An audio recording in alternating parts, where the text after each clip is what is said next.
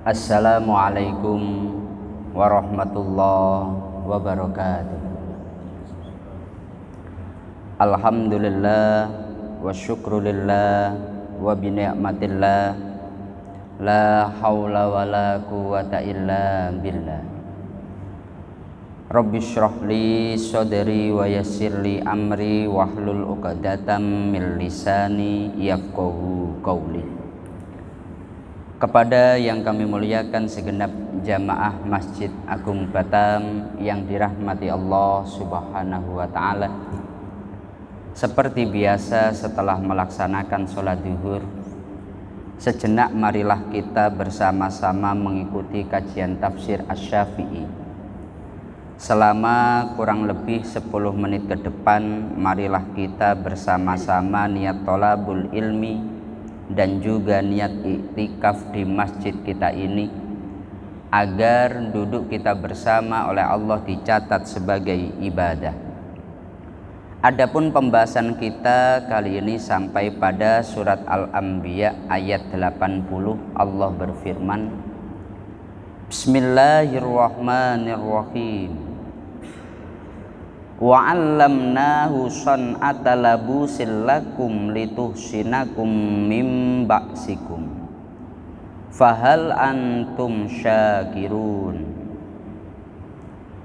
Yang maknanya, kami ajarkan pula kepada Daud cara membuat baju besi untuk kalian guna melindungi kalian dalam peperangan.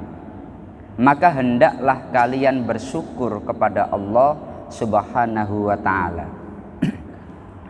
Dalam kitab Ar-Risalah, Imam Asy-Syafi'i beliau berkata, jika ada seseorang berkata, saya melihat Anda mengartikan kata al-ihsan dengan beberapa pengertian yang berbeda, maka katakan kepadanya, benar, perlindungan yang memadai. Artinya perlindungan tersebut harus bisa mencegah seseorang untuk melakukan hal-hal yang diharamkan. Sebab Islam merupakan pelindung, kebebasan juga pelindung, suami pun pelindung, berdiam di rumah juga dapat menjadi pelindung.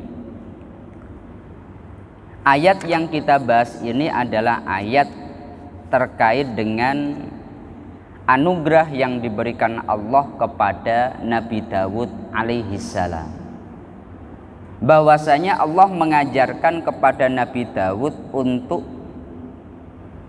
bisa membuat baju besi dalam perang. Jadi memang kalau dalam pandangan para ulama-ulama tafsir itu, orang yang pertama kali membuat baju besi sebagai pelindung dalam peperangan itu adalah Nabi Dawud alaihissalam. Sebelum era Nabi Dawud itu kalau perang, maka seandainya orang yang perang itu membuat perlindungan dari besi, maka besinya itu hanya berupa lembaran-lembaran saja. Tapi karena di dalam ayat yang lain Allah berfirman, wa 'allanna lahul hadida ani'mal sabighat. Allah itu memberi mukjizat kepada Nabi Dawud, beliau bisa melunakkan besi.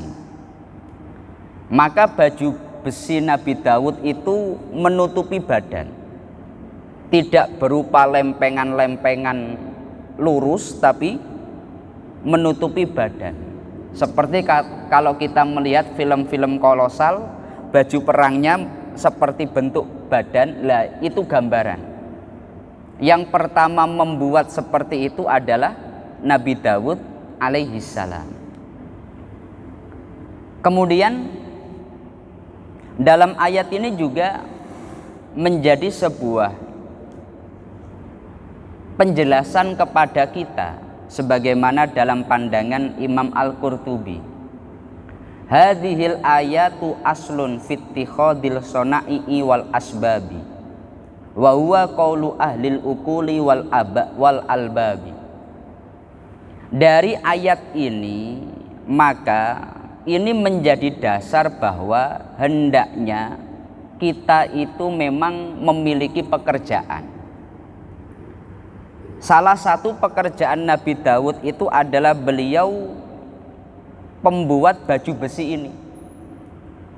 Jadi ini salah satu pekerjaan Nabi Daud. Meskipun beliau sebagai seorang raja, tapi beliau itu memiliki pekerjaan. Maka menurut tafsir Qurtubi, ayat ini adalah dasar hendaknya kita itu memiliki sebuah pekerjaan. Karena semua nabi itu memiliki pekerjaan. Beliau melanjutkan dalam tafsir Qurtubi itu bahwasanya waqad akhbarallahu an nabiyhi Dawud alaihi salam annahu kana yasna'u ad-duru'a. Nabi Dawud itu memang pekerjaannya ini. Kemudian wakana yakulu an amaliyatihi, dan Nabi Dawud itu makan dari hasil pekerjaan ini. Bukan karena beliau sebagai seorang raja kemudian atas dasar statusnya maka beliau memberikan nafkah dari itu untuk keluarga, bukan. Tapi untuk yang beliau makan dan untuk sebagai nafkah adalah hasil kerja ini. Kemudian wakana Adam khirosan. Nabi Adam itu seorang pekerja atau orang sawah, kebun, menanam, pekerjaan Nabi Adam. Walukman khiyaton, yang ada di dalam Al-Quran ada kata Lukman, itu seorang penjahit. Watoluta dibagon, dan Tolut yang ini nanti mengalahkan Jalut. Ketika Tolut menemukan Nabi Daud, itu juga seorang tukang samak kulit. Makanya di dalam syariat itu orang yang dia memiliki pekerjaan itu memiliki kedudukan yang sangat tinggi. Rasulullah pun beliau bekerja, para nabi pun juga bekerja. Dalam hadis Bukhari Muslim, Rasulullah beliau pernah bersabda, la ayyahtatiba ahadukum hazmatan ala dhorihi khairun lahu min ayyas ala ahadan. Orang ketika dia membawa kayu bakar diikatkan di punggungnya dalam rangka mencari rizki yang halal, itu lebih baik daripada orang yang meminta-minta. Jadi meskipun pekerjaannya sangat rendah, tetapi itu sebuah pekerjaan yang halal, ini menjadi lebih utama. Dalam Ihya Ulumuddin, dalam bab kasbu, Fadilatul Kasbi, kalau nggak salah juz 3, itu ada satu riwayat begini. Nabi dengan para sahabat di masjid. Tiba-tiba ini di pagi hari, tiba-tiba ada seorang laki-laki, dia itu membawa alat pertanian. Maka para sahabat Nabi itu terkesan mencibir. Mereka berkata, sayang sekali pemuda itu pagi-pagi sudah berangkat kerja. Padahal kalau kita sekarang berada di masjid, kita sekarang mendengarkan apa yang disampaikan Rasulullah, kita iktikaf, tapi laki-laki tadi malah terlalu duniawi, pagi-pagi sudah berangkat kerja. Tapi pandangan Rasulullah ternyata tidak seperti itu. Nabi menjelaskan, kalian jangan berkata begitu, bila dia itu bekerja untuk memberi nafkah keluarga, fahuwa fi sabilillah. Bila dia bekerja agar tidak meminta-minta kepada orang lain, fahuwa fi sabilillah. Maka Rasulullah itu menganggap ketika ada orang dia berangkat kerja dalam rangka mencari nafkah keluarga, dalam rangka agar memperbaiki ekonomi, agar tidak meminta-minta, ini semuanya adalah jihad fisabilillah. Makanya salah satu harta yang paling baik itu adalah amalu rajulin biyadihi. Orang yang dia bekerja dengan tangannya sendiri, dari itu dia menghasilkan harta, itulah harta yang terbaik. Makanya ini menjadi sebuah perkara yang harus kita yakini. Kenapa? Karena sekarang ini banyak sekali saudara-saudara kita yang pinginnya itu instan. Berapa banyak orang tertipu gara-gara pingin kaya dengan cara instan.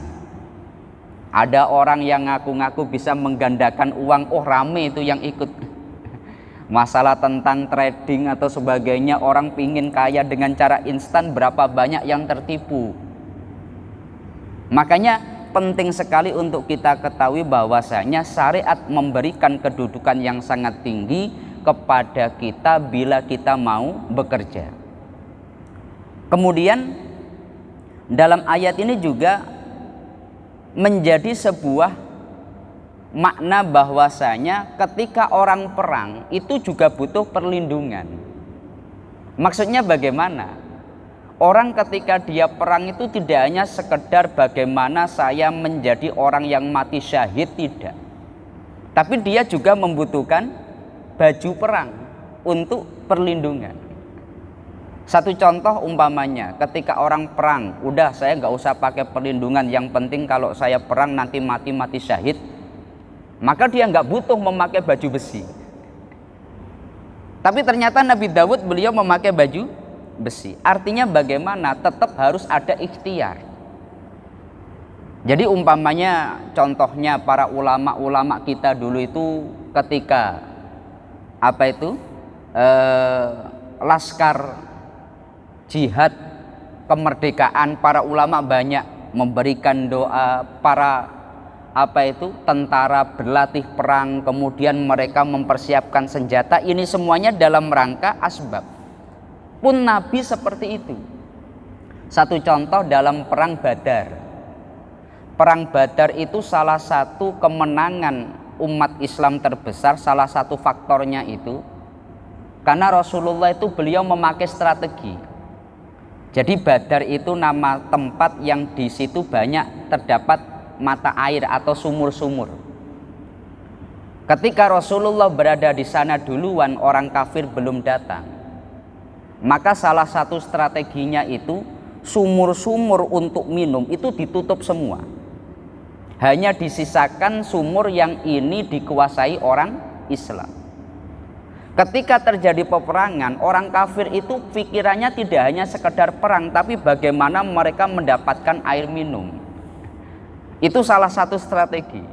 Makanya dalam ayat ini selain menunjukkan keutamaan daripada bekerja, juga kalau menurut tafsir Qurtubi, hadhil ayatu aslun fittikhadis sona'i wal asbabi. Ayat ini menjadi dasar hendaknya kita senantiasa bekerja dan kita senantiasa mencari asbab, mencari sebuah perantara agar kita selamat, agar kita dapat rizki, agar kita mendapatkan kehidupan yang layak dan sebagainya. Namun secara kisah ayat ini adalah ayat yang menjelaskan Allah memberikan ilmu kepada Nabi Daud untuk bisa membuat baju perang dari besi, dan dengan baju perang itu bisa melindungi kalian semua dalam sebuah peperangan. Ini mungkin yang bisa kami jelaskan, semoga bermanfaat untuk kita bersama. Mari kita tutup dengan kita bersama-sama membaca surat Al-Fatihah. Semoga Allah senantiasa memberikan kita semuanya rizki yang halal, rizki yang barokah, dan semoga kita semuanya oleh Allah senantiasa dilindungi dari hal-hal yang bisa membahayakan diri kita dan iman kita bersama. Al-Fatihah. A'udzubillahi minasyaitonirrajim. Bismillahirrahmanirrahim. Alhamdulillahirabbil alamin arrahmanirrahim maliki yaumiddin. Iyyaka na'budu wa iyyaka nasta'in ihdinas siratal mustaqim siratal ladzina an'amta 'alaihim ghairil maghdubi 'alaihim waladdallin. Amin. Kurang lebihnya dari kami mohon maaf. Akhirul qauli wallahul muwaffiq ila aqwamit thoriq. Wassalamualaikum warahmatullahi wabarakatuh.